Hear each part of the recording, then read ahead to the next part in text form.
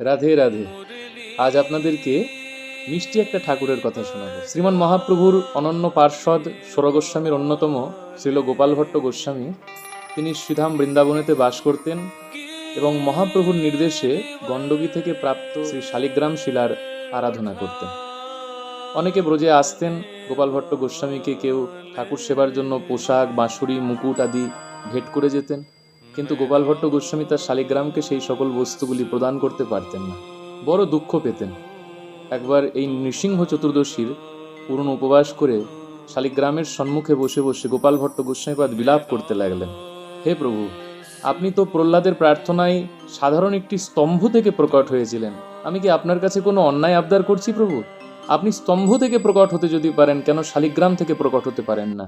গোপাল ভট্ট গোস্বামী সারাটি রাত বিলাপ করতে লাগলেন। পরের দিন প্রভাতে, মানে ঠিক আজকের দিনে বৈশাখী শুক্ল পূর্ণিমা তিথিতে